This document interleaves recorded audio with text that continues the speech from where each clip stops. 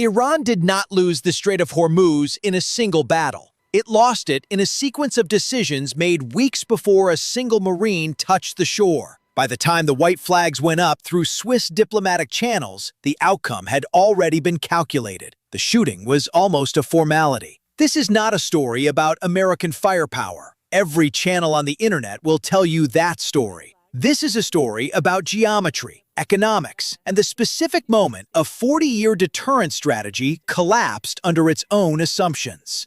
What Iran built. Look at the map.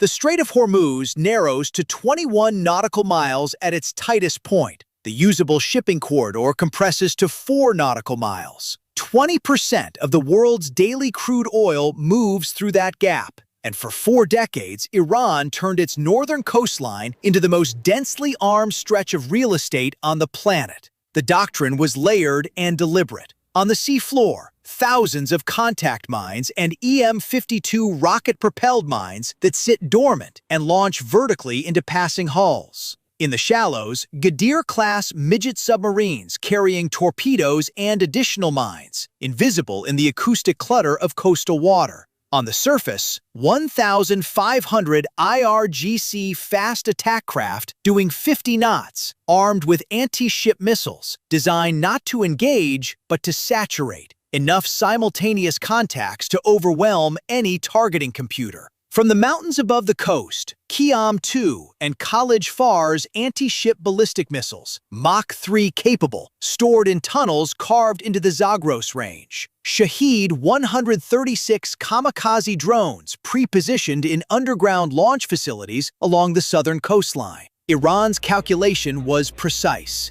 If you cannot match America's carriers, make the strait too expensive for them to enter, force them to stand outside, then close the door. For 40 years, that calculation held, until it didn't. The variable Iran missed.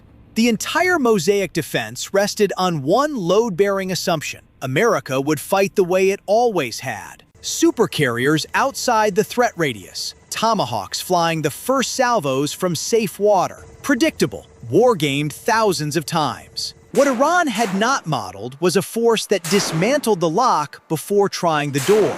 5 carrier strike groups repositioned across the Arabian Sea and Gulf of Oman. USS Gerald R. Ford and USS Abraham Lincoln already on station. USS George Washington arriving from the Pacific. USS Dwight D. Eisenhower moving up from the Red Sea. USS Harry S. Truman surging from the Atlantic. Approximately 300 fixed-wing strike aircraft operating simultaneously, a naval concentration not seen at that scale since the Second World War. The carriers did not go in. They did not need to. They formed the outer ring while B-2 Spirit stealth bombers struck underground missile storage facilities at Fordo, Natanz, and Isfahan, penetrating Iranian airspace before any coastal radar achieved a targeting solution. The weapon used was the GBU-57 Massive Ordnance Penetrator, a 30,000-pound bunker buster capable of defeating 60 meters of reinforced concrete. The target was not the missiles. It was the tunnels protecting the infrastructure those missiles depended on.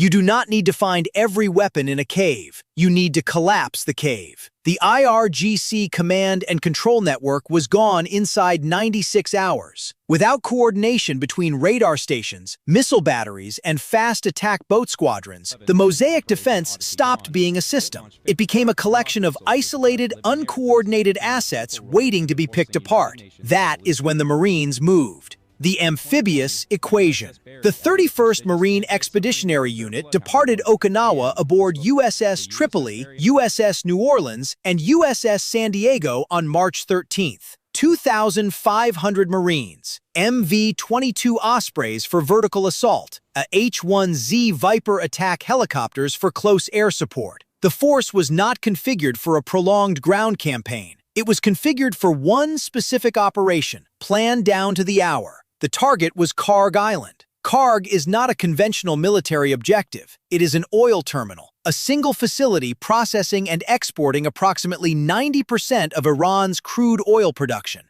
7 deep-water berths, tank farms holding millions of barrels, the economic heart of the Islamic Republic. American precision strikes had already neutralized the island's air defense batteries, radar installations, and IRGC garrison. 90 military targets destroyed, 0 damage to oil infrastructure. The tank farms were untouched. The pipelines were intact. The loading berths were operational. The Pentagon was not destroying Kharg Island. It was clearing it for new management. When the Marines landed, there was no beach assault. The garrison had dispersed after the airstrike. The 31st MEU secured the facility in under 4 hours. The first American flag went up at the terminal control building. Oil tanker escorts began coordinating with U.S. Navy vessels immediately. Iran's government did not announce a surrender. They announced a humanitarian ceasefire request through Swiss diplomatic channels. That is what a surrender sounds like when the word itself carries too much weight to say out loud.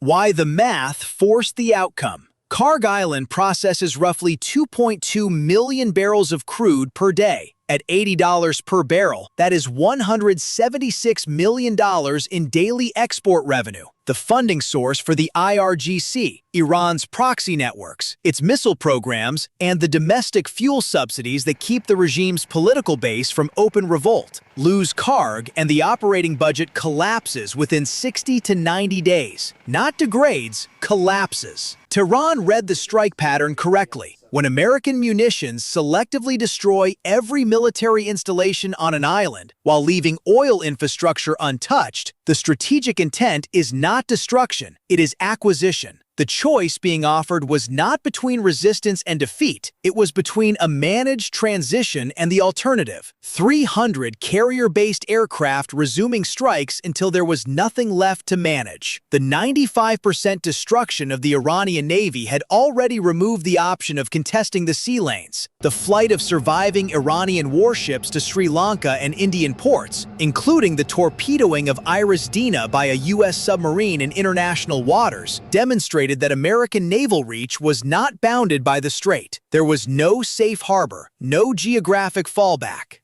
The principle underneath the numbers. Every analyst who spent the last decade studying Hormuz built their models around one constant. American carriers cannot enter the cage. The cage is too dense, the threat too layered. That model was correct about the carriers. It was wrong about everything else. The force that took the strait did not push supercarriers through a minefield. It destroyed the mine-laying ships before they finished the job. It collapsed the command network before the surface swarm could coordinate. It landed Marines on an oil terminal the air campaign had already gift-wrapped. The cage was real. CENTCOM did not break it. It dismantled the lock from the outside, layer by layer, until the door opened on its own. If you understand that a defensive system is only as strong as its weakest integrated component, and that the attacker always chooses which component to hit first, subscribe. We do not report the war here. We calculate how it was won.